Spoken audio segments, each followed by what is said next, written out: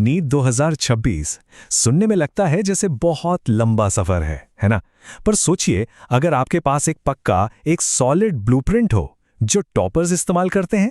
बस अगले कुछ मिनटों में हम वही सीक्रेट रोड मैप आपके सामने रखने वाले हैं। तो चलिए शुरू करते हैं। तो ये पूरी स्ट्रैटेजी, ये पूरा प्लान हमने 4 सिंपल पिलर्स में बांट दिया है। पहला, अपने मैदान को समझो। दूसरा, हार्ड वर्क नहीं, स्मार्ट वर्क करो। तीसरा, प्रैक्टिस, प्रैक्टिस से ही परफेक्शन आएगा। और चौथा, आखिरी महीने की जंग कैसे जीतनी है। अच्छा, हर नीट एस्पिरेंट के दिमाग में एक सवाल तो जरूर घूमता है कि वो मैजिक नंबर क्या है, वो स्कोर क्या है जो एक गवर्नमेंट कॉलेज की सीट एकदम पक्की कर दे, है ना? चलिए, अंदाजे नहीं लगाते, सीधा डेटा देखते हैं। ठीक है, तो सबसे पहले बात करते हैं हमारे पिलर नंबर 1 की, अपने बैटलफील्ड यानी अपने मैदान को जानना। सीधी सी बात है, कोई भी जंग जीतने से पहले ये तो पता होना चाहिए कि जंग है किस चीज की। नीट के लिए इसका मतलब है सिलेबस क्या है और हमारा टारगेट स्कोर क्या होना चाहिए। ये जो नंबर स्क्रीन पर दिख रहे हैं ना, ये सिर्फ आंकड़े नहीं है, ये आपका टारगेट है। पिछले कुछ सालों के ट्रेंड्स को देखें तो जनरल कैटेगरी के लिए 635 प्लस, ओबीसी के लिए 610 प्लस, एससी के लिए 540 प्लस और एसटी के लिए 510 प्लस का स्कोर एक गवर्नमेंट सीट के लिए कह सकते हैं कि काफी सेफ है। मेरी सलाह, इसे अपने स्टडी टेबल पर चिपका लो। अब यहां पर एक बहुत जरूरी चीज समझनी होगी। देखो, नीट में ना 2 तरह के कट ऑफ होते हैं। एक होता है क्वालिफाइंग कट ऑफ, मतलब आप काउंसलिंग में बैठने के लायक हो गए बस। लेकिन हमारा फोकस उस पर नहीं है, हमारा फोकस है दूसरे वाले पर, एडमिशन कट ऑफ। ये वो असली स्कोर है, वो रैंक है जिस पर सीट मिलती है। और इस पूरी तैयारी का आपका मैप, आपका गाइड क्या है? ये रहा, नेशनल मेडिकल कमीशन, मतलब एनएमसी का ऑफिशियल सिलेबस। बस सारी की सारी तैयारी इसी के इर्द गिर्द घूमनी चाहिए, ना इससे कुछ बाहर और ना इसके अंदर का कुछ भी छूटना चाहिए। यही आपकी गीता है, यही बाइबल। तो मैदान समझ लिया, टारगेट सेट कर लिया। अब आते हैं पिलर नंबर 2 पर कि इस मैदान में लड़ना कैसे है। यहां पर फोकस क्या पढ़ना है से ज्यादा कैसे पढ़ना है पर शिफ्ट हो जाता है। ये लाइन कई बार सुनी होगी कि स्मार्ट एस्पिरेंट्स हार्डर नहीं, स्मार्टर स्टडी करते हैं। हम सबने देखा है उन स्टूडेंट्स को जो दिन रात किताबों में घुसे रहते हैं, पर रिजल्ट नहीं आता। क्यों? क्योंकि नीट सिर्फ घंटों की पढ़ाई का खेल नहीं है, ये स्मार्ट वर्क का खेल है। मतलब अपनी एनर्जी सही जगह, सही तरीके से लगाना। तो सवाल उठता है कि ये सही जगह है कौन सी? इसका जवाब इस चार्ट में है। साफ साफ देखो, बायोलॉजी अकेली 50% वेटेज रखती है, मतलब आधे मार्क्स तो यहीं से आने हैं। इसका सीधा सा मतलब है, अगर दिन में 10 घंटे पढ़ाई होती है तो 5 घंटे बायोलॉजी को मिलने ही चाहिए। बाकी के 5 घंटे केमिस्ट्री और फिजिक्स में बराबर बांट दो। और बायोलॉजी में भी कुछ चैप्टर्स तो समझो सोने की खान हैं, जैसे human physiology, genetics and evolution और बायोटेक।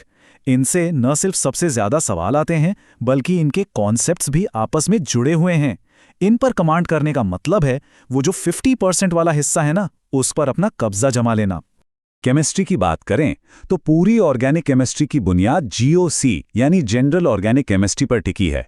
इसको मजबूत कर लिया ना तो आगे का सफर बहुत आसान हो जाएगा। और हाँ, केमिकल बॉन्डिंग और कोऑर्डिनेशन कंपाउंड्स, ये ऐसे चैप्टर्स हैं जिनसे हर साल सवाल आना आप कह सकते हो लगभग तय है।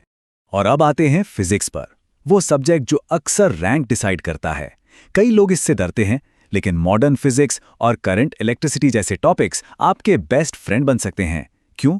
क्योंकि ये कम मेहनत में ज्यादा मार्क्स दिलाते हैं। ये वो चैप्टर्स हैं जो आपके डर को स्कोर में बदल सकते हैं। चलो, अब हम पहुंच गए हैं अपने तीसरे पिलर पर। देखो, नॉलेज होना एक बात है, चैप्टर्स रट लेना एक बात है, लेकिन एग्जाम के प्रेशर में उस 3 घंटे के अंदर स्पीड और एक्यूरेसी के साथ उसे अप्लाई कर पाना, वो बिल्कुल अलग गेम है। और यहीं पर प्रैक्टिस का रोल आता है। और प्रैक्टिस के लिए आपके पास 2 सबसे पावरफुल हथियार हैं। एक, पिछले साल के सवाल यानी PYQs, और दूसरे मॉक टेस्ट्स। PYQs आपको बताते हैं कि एग्जामिनर का दिमाग कैसे चलता है, और मॉक टेस्ट्स आपको आईना दिखाते हैं कि आप आज कहां खड़े हो। लेकिन यहीं पर एक आम स्टूडेंट और एक टॉपर में फर्क आ जाता है। ज्यादातर स्टूडेंट्स क्या करते हैं, मॉक टेस्ट दिया, स्कोर देखा, खुश या दुखी हुए और अगला टेस्ट देने चले गए। लेकिन एक टॉपर का असली काम मॉक टेस्ट खत्म होने के बाद शुरू होता है। वो बनाते हैं एक एरर लॉग। तो ये एरर लॉग है क्या भला, और बनता कैसे है? सिंपल है। हर मॉक टेस्ट के बाद अपनी एक एक गलती को पकड़ो और उससे 3 सवाल पूछो।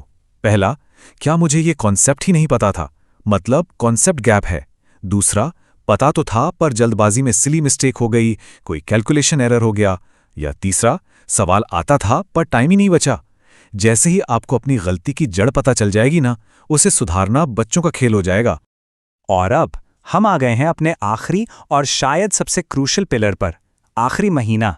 ये वो 30 दिन हैं जो आपकी साल भर की मेहनत को या तो अर्श पर पहुंचा सकते हैं या फर्श पर गिरा सकते हैं। आखिरी महीने में पैनिक नहीं करना है, एक स्ट्रक्चर्ड प्लान फॉलो करना है। देखो, पहले 10 दिन पूरे सिलेबस पर एक तेज नज़र दौड़ाओ, कंसोलिडेट करो। अगले 10 दिन सिर्फ और सिर्फ प्रैक्टिस, क्विज, सवाल जो भी मिले लगा डालो। दिन 21 से 25 ये डायग्नोस्टिक फेज है। फुल मॉक टेस्ट दो और अपने एरर लॉग का पोस्टमार्टम करो। और आखिरी 5 दिन सिर्फ फॉर्मूले देखो, अपने लॉग्स को रिव्यू करो और सबसे जरूरी, आराम करो। इस दौरान अपना टाइम मैनेज कैसे करें? इसके लिए हम यूज करेंगे ट्रैफिक लाइट सिस्टम। अपना 60% टाइम लगाओ रेड टॉपिक्स पर, यानी वो चैप्टर्स जो आपके सबसे कमजोर हैं।